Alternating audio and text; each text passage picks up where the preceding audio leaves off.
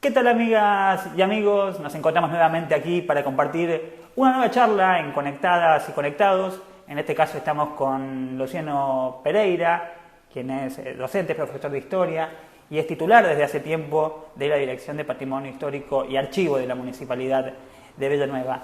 Antes de empezar a desarrollar la charla, Luciano, saludarte y agradecerte porque uno se olvida de los agradecimientos, así que al principio yo te agradezco la visita. ¿Cómo estás? Bueno, buen día, muchas gracias por el espacio, por convocarnos y poder comentar un poco lo que se hace en nuestra dirección y que forma parte obviamente de la Secretaría de Educación y Cultura de la Ciudad de Villanueva y bueno, siempre aportando un granito de arena a la identidad de Villanueva.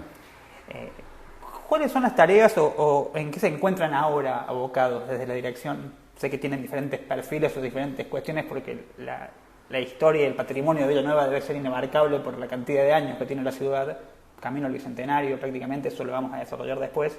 ¿En qué se encuentran ahora desde el espacio?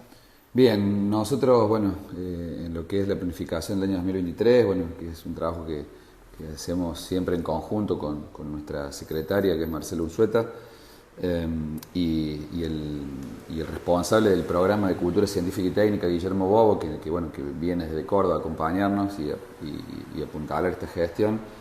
Teníamos pensado, si bien el eje de estos últimos años, que este va a ser la quinta edición, si bien el foco está puesto en las jornadas Villanueva Investiga, tenemos diferentes actividades como por ejemplo la continuidad de las muestras fotográficas, como fue la del año pasado de Los Negros de Villanueva, en ocasión de la presentación del libro África en Córdoba del investigador Marcos Carrizo.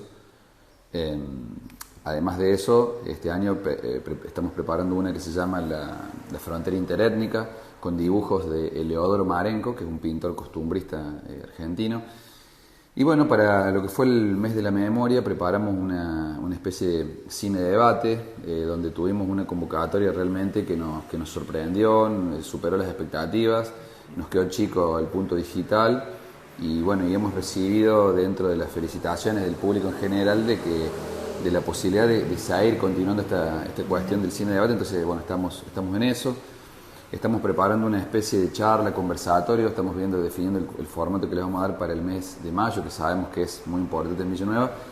Y en esa ocasión, por primera vez en estos 4 años de gestión que está llegando al final, digamos, en esta oportunidad, la idea es poder personalmente contar, hablar de historia, que es como que no lo hacía por una cuestión de, no estar siempre yo de manera personal, sino a lo mejor apuntalando. En este caso me voy a dar el gusto de poder hablar libremente de historia, que es algo que me apasiona, ¿no? Eso por una parte, y después siempre acompañando a lo que es la gestión de cultura, siempre apuntalando, asesorando a lo que se llama, o a lo que yo denomino el trabajo interáreas, que es por ahí información que necesita ser sustentada por parte de la dirección, apoyando con el aporte de documentos, fotografías, al trabajo diario que se realiza en la municipalidad. Y principalmente el objetivo está puesto en el avance en la digitalización de documentos, como venimos haciendo en este momento con, por ejemplo, los copiadores de notas, que son los documentos que mayor riesgo corren de destrucción, ¿no es cierto? Sí. En primer punto, un punto alto o algo que se dio con las jornadas de Villanueva Investiga es más allá de un foco donde se reúnan tanto los apasionados como los especialistas, es la cantidad de contenido nuevo que se pudo encontrar dentro de la comunidad de Villanueva y después de la región, ¿no? Sí. En esta tarea o con estas presentaciones, también se ha acrecentado o hay colaboración dentro de la dirección, ¿no? Porque te encontrás con personas que tienen inquietudes particulares como, no sé, alguna colectividad en la ciudad, como algunos fenómenos periodísticos. Es decir, que la gente se interesa mucho por lo que ha sucedido en Villanueva. Hay una mirada hacia atrás del villanovense. Sí, lo importante e interesante de la jornada Villanueva Investiga es que se ha transformado ya en un espacio que es reconocido a nivel local y regional, y que más allá de que se siguen presentando trabajos, como bien decís, novedosos sobre Villanueva, han aparecido también trabajos de investigación de Villa María, de la región, y cuestiones totalmente nuevas, como la investigación de Marta Timoschuk sobre los ucranianos en Villa Nueva, la colectividad ucraniana que por ahí estaba invisibilizada. Entonces estas cuestiones son muy importantes y sobre todo por más allá del aporte en la jornada puntualmente, el nivel científico de los expositores. Claro. Nosotros tenemos diferentes formatos que digamos, van desde el aficionado hasta el estudiante o el académico especializado, no solamente en historia, sino en las ciencias sociales. Claro. También esta cuestión de que todos tenemos algo para contar, porque a veces existe con respecto a la historia una sacralización en donde aquel que no tiene un estudio académico pero sí tiene algo que compartir, por ahí no puede hacerlo porque no encuentra las herramientas, pero se ha encontrado el camino para eso, ¿no? Claro, por eso nosotros pusimos con Guille uno de los ejes que se llaman esbozos y no tanto, claro. Que es abrir la puerta, sobre todo la idea es que participen los más jóvenes, y ya hemos tenido en las anteriores oportunidades la participación de escuelas de nivel medio, inclusive el trabajo de nivel primario, donde dan continuidad a esta raigambre cultural que tiene Villanueva, ¿no? Y esta fortaleza identitaria que tiene. Esta cuestión identitaria de Villanueva prácticamente es indestructible, porque yo me pongo a pensar en los años políticos que han pasado, en los 90, en los 2000, y Villanueva todavía tiene y conserva un montón de costumbres y de usos, sea carnavales, sea desfile, sea la construcción de las viviendas, sea las familias tradicionales, autopercibiéndose como tradicionales, sabiendo su historia, y más allá de que en años anteriores la dirección no cumplía o no estaba en funciones, pero siempre estuvo ahí Villanueva, incluso antes de la Universidad Nacional de Villa María. Es decir, que siempre fue consciente de su cultura y la valoró la ciudad también, ¿no? Sí, hay un término que utiliza el historiador César Kach que habla de los 3 mitos identitarios de Córdoba, de la historia cordobesa. Y el primero él habla de la Córdoba patricia de las campanas, el mito clerical, conservador. Y bueno, Villanueva y Villa María están en esas antípodas. O sea, por un lado el conservadurismo, que a veces nos juega en contra el lado villanovense, o que nos ha jugado en contra. Hoy en día estamos hablando de un conglomerado con muchas similitudes. Pero a la vez ha transformado eso en una fortaleza, yo siempre digo, estructural. Si comparamos a veces con los vaivenes de la historia, podemos decir que hay cuestiones que son coyunturales. En cambio, esta construcción identitaria, el sentido de pertenencia ha sido estructural y, como bien vos decís, ha superado cualquier obstáculo, ya sea histórico, ya sea contextual o económico, ¿no? Claro. Bueno, en tiempos de vaciamiento de la historia, no solamente que ha sobrevivido y lo ha superado, sino que se ha integrado. Lo que antes los carnavales, por ejemplo, Villanueva era visto como una festividad de un determinado grupo social, o esta cuestión de la tan conocida frase de los negros de Villanueva, hoy son eventos que convocan y que se han sabido o abrir o se han adaptado al contexto histórico, o tal vez el que estaba de afuera ahora se sumó a esto, porque este es un fenómeno cultural más allá del evento que yo creo que uno de los puntos a favor y que la historia lo va a decir de la gestión de nuestro intendente Natalio Graglia es haber fortalecido estas cuestiones. El carnaval, por ejemplo, que hoy en día ya se transforma en un evento regional, provincial, donde Villanueva es conocido por el carnaval, sí. Y haber sumado, por ejemplo, algo que es novedoso, la fiesta de la cerveza, donde se ve gente que viene de otros lugares. Entonces, esto digamos, va poniendo Villanueva y el parque como espacio, luego haber jerarquizado ese espacio, lo va poniendo en un centro regional, digamos, de lo que es la cultura, ¿no? Claro.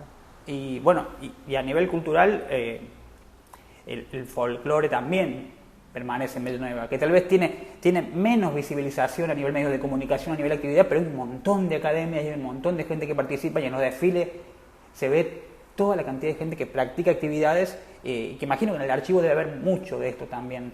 Sí, nosotros, esto que voy a decir es la cuestión de la parte folclórica, de la parte nuestra, digamos, se ve bien eso también lo que es, o lo que refleja la cantidad de talleres que digamos que se generan en la Secretaría de Cultura, que son más de 30 en este momento, o sea, y todos con los cupos llenos. Claro. No, lo del archivo, en realidad, como para seguir un poco hablando de las actividades del archivo, es lo más importante es darle continuidad en el tiempo. Primero, como Claro. bien dijiste, la dirección de patrimonio y archivo no existía.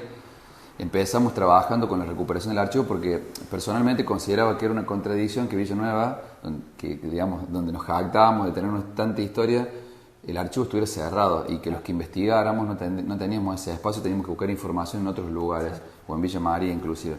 Entonces, bueno, la idea primero fue ver, hacer un diagnóstico, después reorganizarlo, después empezar el inventariado y hoy en día avanzando en la indexación, que eso es un trabajo que es infinito, que es interminable, porque se van agregando colecciones, pero a la vez hoy en día nosotros tenemos un inventario que lo estamos trabajando con herramientas que están a la mano en la virtualidad de hoy en día. Entonces, bueno, a través de un Excel ponemos un enlace con la documentación que tenemos, con los inventarios, con la documentación que vamos digitalizando, y una persona, cualquier persona tiene el acceso a poder ver qué es lo que hay adentro del archivo, que antes era como un mito, como algo de decir, bueno, algo misterioso de, bueno, de llegar, de pedir la información. Bueno, hoy en día, como se está haciendo en todo el mundo, el archivo es un reservorio de derechos, como se dice, no es solamente un lugar donde se almacenan documentos, sino que el archivo es garante de derechos. Bien. Cuando me hablas de archivo y cuando me hablas de poner en orden, imagino una cantidad enorme de años y de papeles, porque Sí. en aquellos años era el papel la cuestión más fiel.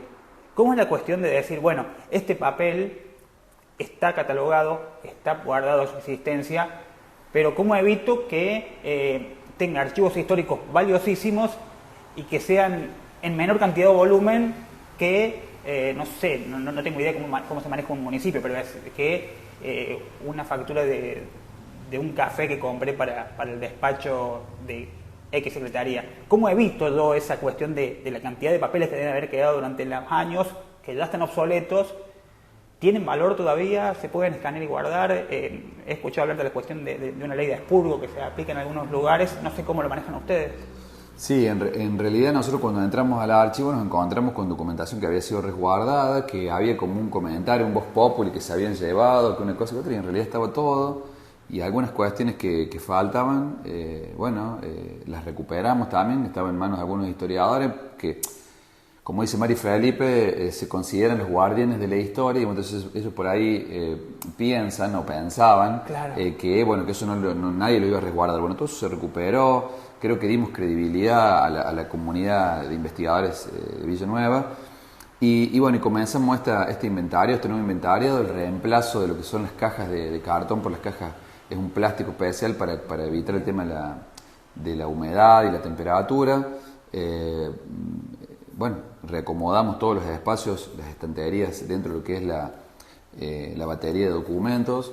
Y ahí empezamos, una vez que ya tuvimos más o menos todo inventariado, comenzamos a intentar avanzar, a ver cuál es el camino que sigue acá, y ahí sale esto que vos nombras, que es la famosa ordenanza de expurgo.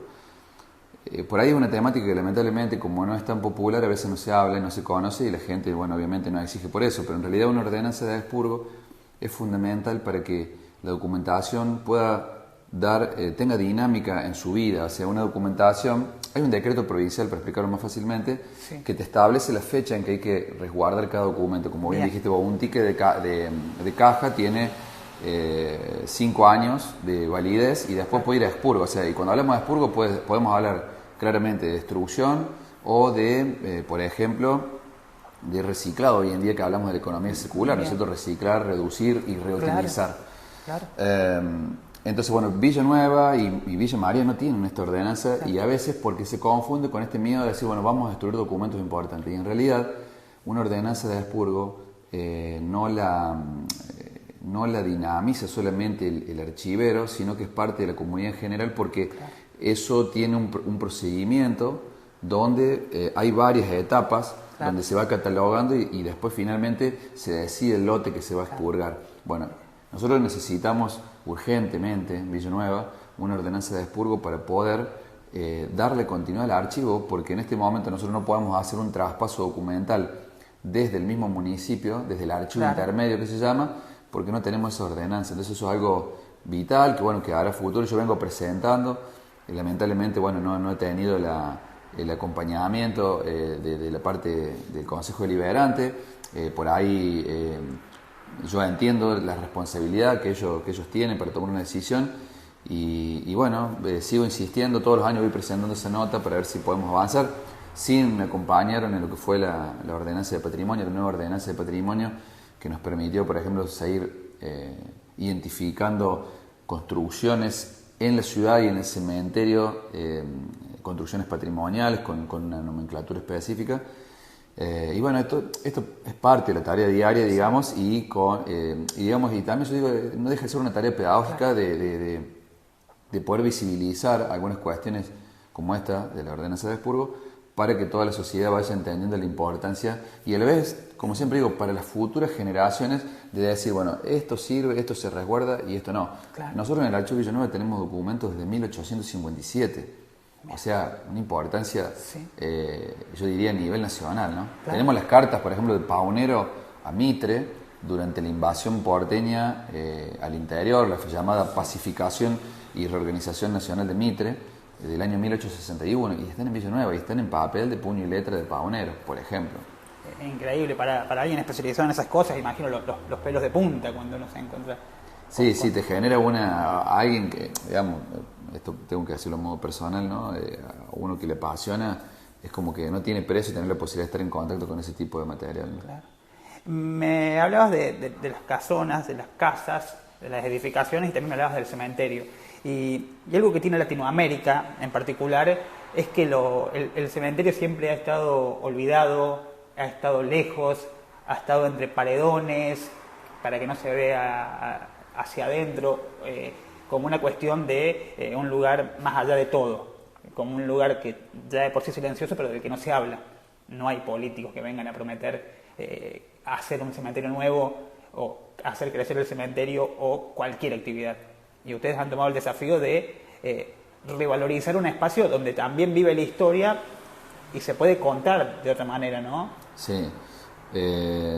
Bueno, esto obviamente desde el primer momento que propusimos el proyecto de lo que fue la recuperación del archivo y la recuperación de espacios patrimoniales, nuestro intendente siempre tuvo la clara decisión de acompañarnos y el cementerio ponerlo como eje en esa zona. ¿Por qué? Porque hoy en día nuestro cementerio de San José ha quedado rodeado de barrios residenciales.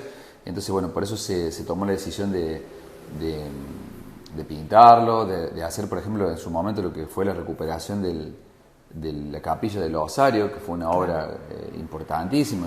Hacía, no sé, más de 40 años que no se le hacía una intervención a ese espacio. Y conjuntamente con eso también otros panteones, como fue el panteón del primer intendente, la recuperación de la urna, de donde estaban los restos de Fernando Freites, el panteón de Armando Fabre, el panteón de José Victorio López, las tumbas paradas. Y bueno, eso fue una primera etapa, y después en una segunda oportunidad fue la instalación de la cartelería específica de los lugares históricos que tiene nuestro cementerio y que no estaban identificados con carteles. Claro. Y había un recorrido que habían organizado en su momento, y había recorridos de visitas por el cementerio también. Sí, nosotros tenemos un recorrido que está vigente, a veces por cuestiones organizativas y cuestiones de personal a veces no se hace, pero siempre en determinadas épocas puntuales, sobre todo en el mes de Villanueva, siempre se hace. Y hay uno que se mantiene, que está siempre en vigencia, que es el que realiza la Universidad Nacional conjuntamente con el Rotary Club de Villanueva para los estudiantes de intercambio que vienen de otros países. Bueno, se hace un recorrido, la gente, porque he participado, la gente del Consejo Deliberante los recibe, se les hace una introducción sobre la historia de la ciudad y después se los hace recorrer todos los espacios históricos. Con la llegada de la Dirección de Patrimonio y con la función de la Dirección de Patrimonio, también en el vecino se ha encendido otra cosa. ¿Por qué? Porque hay muchas edificaciones en la ciudad, de un montón de edificios, en donde la gente se acostumbra a verlas, se acostumbra a encontrarlas, y pasa ahora algo que antes no pasaba, que es que levantan la mano, levantan la voz cuando ven que no se está protegiendo el patrimonio. Sí.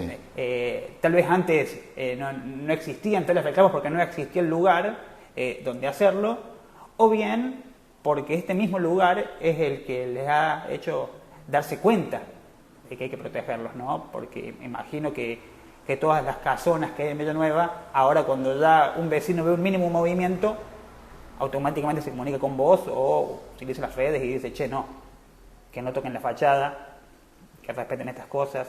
Sí, esto es parte, como siempre decimos, de la educación, ¿no? Uno que viene desde la escuela, como profe, uno entiende que esto es parte de contagiar del boca en boca, más allá de las herramientas digitales que hoy en día tenemos y que han visibilizado algunas actividades. Creo que hoy en día, y luego de la aprobación del Consejo Deliberante de la nueva ordenanza de patrimonio, se ha comenzado a visibilizar este tipo de actividades. Es difícil porque sabemos que es un área donde cuando hay cualquier intervención cuesta mucho dinero, pero bueno, el municipio ha tratado de dar beneficios impositivos, o sea, en realidad la ordenanza prevé y está reglamentada de esa manera para que el que conserve el patrimonio tenga un beneficio impositivo. También hemos, que ahora me haces acordar, porque por ahí a veces uno en el día a día, a veces uno se va olvidando de las cosas y cuando hace un ejercicio de la memoria va repasando. Nosotros también tenemos un proyecto dentro de las familias que estaban interesadas en ir conservando, por ejemplo, su fachada, a través de un convenio que hicimos con FADEPA de aportarle la pintura para el frente histórico. ¿Está? Y bueno, y en este caso, por ejemplo, la casona de Mari Felipe, que bueno, sobre Avenida Carranza la tiene en perfecto estado de conservación, la casona de Liliana Pagola sobre calle Comercio, bueno, son ejemplos de este tipo de actividades que se concretaron, que a lo mejor hace 10 años atrás eran impensadas en nuestra ciudad y que bueno, que hoy en día están vigentes y bueno, y eso va contagiando al resto de los vecinos que son poseedores de un bien patrimonial que reconozco que no es fácil de conservar, ¿no? Pero también esta cuestión ha llevado a que los vecinos o los que habitan esos espacios también valoren el espacio donde habitan. No vamos a hablar de María Felipe, que es una eminencia en cuanto a la historia y que ella misma ha investigado el espacio donde habita, pero que muchos vecinos digan, che, mirá, este techo que me está cubriendo a mí también ha sido testigo de un montón de cuestiones, o este espacio donde hay un emprendimiento tanto comercial como inmobiliario fue en su momento tal cosa y esto me genera un valor a mí. No sé, imagino o pienso en lo que era antiguamente el cine Astoria, que se ha respetado la estructura, pienso en otras edificaciones en donde las personas ya también valoran el lugar propio y lo enaltecen, ¿no? Quieren seguir la misma línea. Sí, tenemos diferentes casos, como vos decís, por un lado los emprendimientos privados, como fue la recuperación de lo que era el cine Astoria al frente de la plaza, y después tenés familias como la familia de Luis Rosa en la calle Alén, que fue una de las primeras casonas que se identificó con la nomenclatura patrimonial, donde los actuales propietarios no les interesa mucho, pero accedieron a lo que es, hicieron los trámites para acceder a los beneficios impositivos, y la casona la conservan en un estado original, digamos. Como te digo, esto es una tarea de hormiga, es algo que se va a ir haciendo progresivamente, no es fácil, sobre todo cuando estamos hablando de algo que está vinculado con la historia, con cuestiones que a veces no son tan masivas y populares, ¿no? ¿Y cómo, en cuanto al archivo, y vuelvo sobre el archivo, sí. Seguramente hay un montón por ver y por aprender, pero ¿qué cosas llamativas tiene el archivo de Villanueva o qué documentos te has encontrado que realmente te han sorprendido, te han enseñado o has dicho, che, mirá qué interesante este tema para profundizar aún más? Imagino que miles, pero te pido... Sí, yo siempre digo que por ahí no alcanza la vida de una persona porque es como que uno llega ahí, es como si encontrara, no sé, un niño en una casa de golosinas, una cosa así. Sí. Nosotros tenemos mucha información y yo te diría, por nombrarte, te podría decir desde el aporte de la familia de don Armando Fonseca, que donó su biblioteca histórica completa, pasando por el diario El Sol, con los primeros ejemplares manuscritos, hasta, como dije recientemente, las cartas de Paunero, sí. Lo que son los legajos de lo que era el juzgado de paz, desde 1869 hasta la década del 70 del siglo XX. Sí. la fototeca con fotografías antiguas, que nos permite tener diferentes posibilidades de exposiciones. Hay un sinnúmero de documentos y en mi caso, bueno, a mí me gusta mucho la parte de lo que es los copiadores de notas, porque son como tesoros escondidos, porque los restos materiales que quedan de esos libros, hay muchos documentos que son ilegibles. Por eso nosotros estamos digitalizando. Y es increíble cómo a través de el Zoom de un programa, sí, uno puede llegar a leer lo que no se lee a simple vista. Entonces, los copiadores de nota, por ejemplo, hay muchos de las correspondencias de la Intendencia, el Consejo Deliberante o a los diferentes espacios, ya sean locales, provinciales o nacionales, te permiten recuperar prácticamente una vida cotidiana, claro, de esta parte política de la Villa Nueva. Claro. Los copiadores de notas están hasta la década del 40, 50, si no, claro, me equivoco. Pero son muy interesantes porque son los documentos que corren más riesgo de desaparecer por la cuestión del tiempo y por la rusticidad, digamos, la fragilidad de lo que es el papel. Claro. Y la idea de ir legislando una ciudad en continuo crecimiento, ¿no? Porque, bueno, si bien cada ordenanza o cada decreto responde a una necesidad, porque en eso nace, también imagino cuestiones insólitas en cuanto a pedidos para legislar determinadas cuestiones. Sí, ¿no? Es muy llamativo, porque ya que vos decís el tema de la municipalidad, el tamaño de la municipalidad a principios del siglo XX. Cuando vos ves las planillas de los sueldos, digamos, de todo el personal, era un municipio con 3 obreros, digamos, con 3 peones. O sea, muy chico, un espacio geográfico muy chico, un estado municipal muy pequeño. Y a la vez, cuando dijiste la palabra de decreto, ahí tenemos una fortaleza que también está bueno decirlo, que es una fortaleza no mía, no del archivo, sino de lo que ha sido una política estructural, en este caso, como a veces decimos las cosas malas hay que decirlas buenas, que han tenido las diferentes gestiones municipales a lo largo de la historia en haber conservado el archivo de decretos de una manera espectacular. El archivo de decretos que fue conservado en este último año por el popular Fito, sí, que hoy en día ya no está entre nosotros. Ese archivo está los libros de decretos están entre 1913 y la actualidad. Sí. Y nosotros lo que hemos ido haciendo desde el archivo es ir digitalizando el libro índice, los libros índices, sí, para que el investigador pueda acceder por lo menos a tener una información general y que después, si quiere avanzar, puede ir a solicitarlo. Ese archivo, por ejemplo, está dentro todavía del edificio municipal. Todo lo que correspondería de 30 años, o sea, sería hoy en día desde el año 93, sí, para atrás, tendría que estar en el archivo histórico. Claro. Pero también sabemos que, si bien el archivo histórico ha tenido en estos últimos años una continuidad de trabajo de 4 o 5 años, lamentablemente la historia ha dicho que ha tenido espacios o momentos donde se ha cerrado, luego ha tenido una reapertura y así. En teoría, sí, la política del municipio continúa de esta manera en cuanto a los documentos históricos, sí, y nosotros le damos una seguridad. Esos libros, igual que los libros del Consejo Deliberante, tendrían que pasar al archivo histórico. Pero bueno, como para cerrar un poco esta idea, es de darle la importancia a algo tan vital para la historia del municipio como son los decretos. Y en este punto, primero, el archivo, lo que se ha conseguido, lo que se ha conservado a pesar de todo, ¿no? Porque Villa Nueva, si estuvo marcada por algo, fue por inclemencias climáticas o todo lo que ha pasado, ¿no?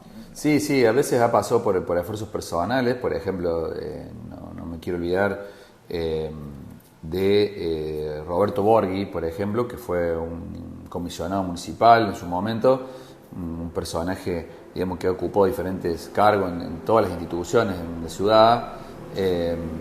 Él fue el encargado de resguardar todo lo que fue el archivo del Juego de Paz y que hoy en día nos permite, por ejemplo, que lo tengamos en el archivo. Y así cada familia, cada personaje ha ido aportando, como por ejemplo hoy en día tenemos un colaborador que es descendiente de la familia de Juan Manuel Pereira y de la familia Villasuso, que es Polo Oliva, que vive en Córdoba, un contador que siempre participa en las jornadas, que siempre está aportando no solamente documentación, sino información sobre esa documentación, porque es un apasionado de la historia, no solamente de su familia, sino de la ciudad. Sí. Y bueno, todos estos esfuerzos de manera aislada, como lo hicieron los que crearon el archivo en el año 91, don Armando Fonseca, o los diferentes actores sociales que fueron parte del archivo histórico, pusieron, digamos, ese esfuerzo para que esto tuviera continuidad y que a la vez esa documentación se conservara, porque mientras estuvo cerrado, esa documentación se conservó. Por ejemplo, la gestión de Marcela Unzueta como secretaria de Cultura comienza antes de la reapertura y sin embargo ella fue responsable de que eso se conservara y que no desapareciera. Eso es muy importante. Claro. Cuando me nombré los apellidos de las primeras familias de Villanueva y hablamos del juzgado de paz y hablamos de todo lo que ocurría alrededor de lo que es la plaza o estos puntos, desde un principio, cuando Villanueva tal vez haya sido pueblo o cuando faltaba todavía para que sea ciudad, ya estaba marcada por un montón de tensiones Villanueva, a nivel político, en el deseo de crear prensa, porque Villanueva también tiene sus primeros diarios o sus primeros semanarios.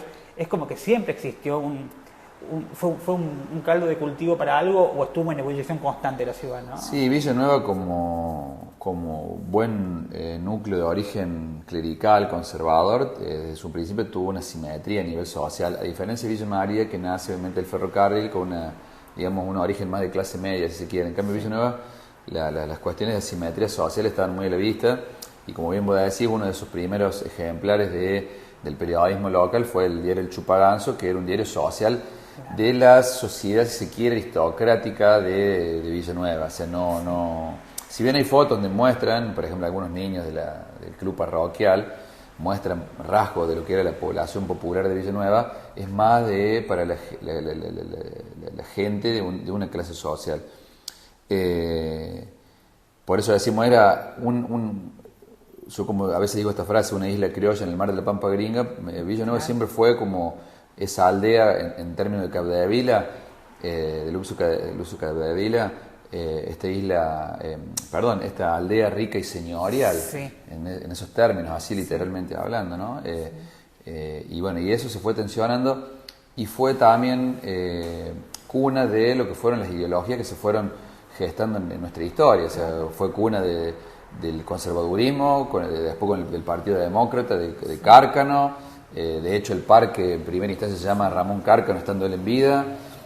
Y fue cuna también del primitivo radicalismo, donde José Pérez Benítez fue uno de los intendentes que más años tuvo en el poder. Y a la vez, después, cuando se produce el auge y la aparición de los movimientos populares con el peronismo, se transforma también en una sociedad, digamos, donde las clases populares van a tener su impronta, van a marcar su impronta en la historia de Villanueva, ¿no? Como Modesto Moreno, por ejemplo, como caudillo, no solamente de Villanueva, como un caudillo peronista de Villanueva y de la región, en ese antiguo cargo que hoy no existe más, de jefe político del departamento, ¿no? La última, que es aprovechar una duda que se me genera cuando recorro las calles de Villanueva.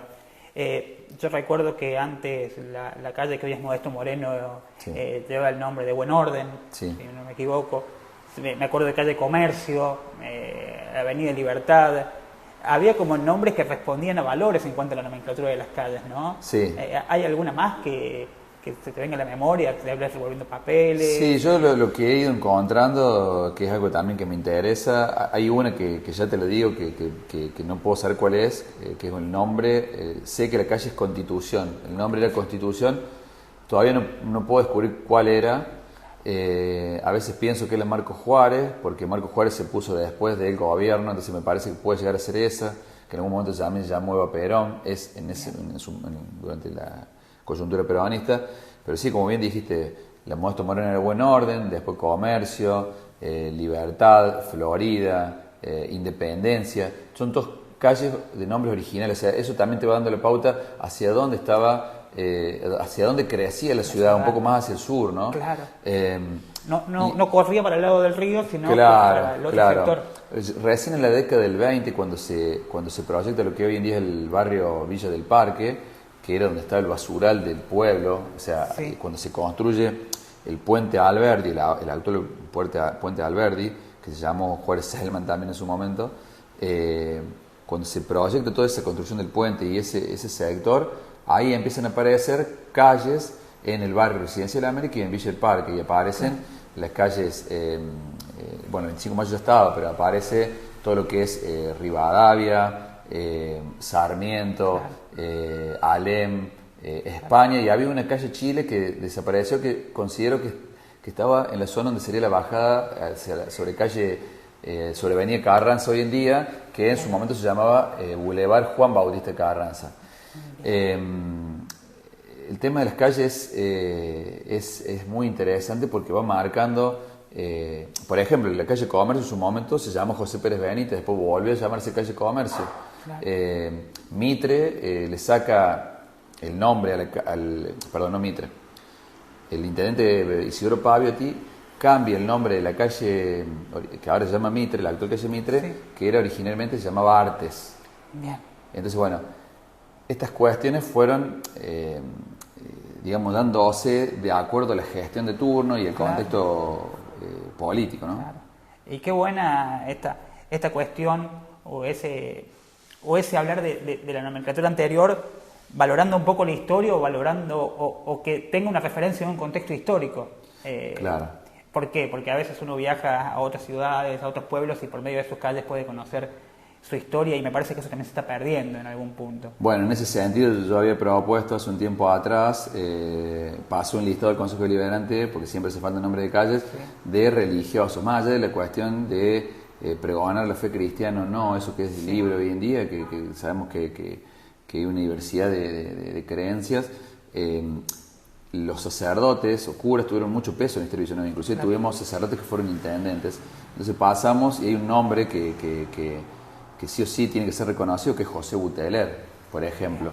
Y a mí otra calle que ahora me estoy acordando, que me llama la atención, es la calle Lima, porque la calle Lima cualquiera puede decir, inclusive lo hemos hablado con colegas, y están convencidos de que es la capital del Perú. Claro. Y para mí Lima, de última, si hubiera sido alguna batalla, alguna gesta, bueno, hubiera dicho, están esos nombres, pero podría ser Chacabuco, Maipo, decir, ¿por qué Lima? Y en realidad a mí me hace ruido, pienso que está vinculado con Antonio Lima, que fue un personaje histórico, un cura, que fue intendente y que tuvo mucho peso en la historia villanovense dentro de esa sociedad conservadora, ¿no? Bien. Para mí tiene que ver con eso, pero bueno, todavía no he encontrado documentos como para justificar mi teoría, entonces bueno, es como que está ahí, pero como bien dijiste, el nombre de una calle nos puede llevar a pensar y a repensar nuestra historia. Y finalmente, como para poder dar un cierre a esto, hay un caso emblemático de un político que tuvo mucho peso, que nació en Villanueva, quizás el dirigente político que más cargos ocupó a nivel nacional, si bien fue durante la década infame, en la década del 30 y en los albores del peronismo, que fue Mariano Pío Ceballos, que tiene una calle que en Villa María, en el barrio San Juan Bautista, y no la tiene en Villanueva, que fue también uno de los espacios patrimoniales, su sepulcro que revalorizamos y pusimos en un nuevo estado de conservación, ¿no? Seguramente quedan un montón de cosas por tratar y me quedo con ganas de hablar un poco de Alem de Villanueva, del cual vestiste los colores y del cual también escribiste una obra, pero lo vamos a tener que dejar para otro encuentro. Luciano, agradecerte tu tiempo. No, bueno, gracias, y bueno, sí, siempre hay cosas para charlar, y bueno, con todo gusto, porque esto es importante, es parte, siempre decimos, la difusión, estos espacios son fundamentales para que esto que vamos descubriendo, que vamos aprendiendo, pueda entrar en la cultura general no solamente de los villanovenses, sino hoy en día de lo que es esta gran región que es Villanueva, Villa María y la zona, ¿no? Sin duda. Luciano Pereira con nosotros, el director de Patrimonio Histórico de la Municipalidad de Villanueva, Patrimonio Histórico y Archivo de la Municipalidad de Villanueva. Muchas gracias.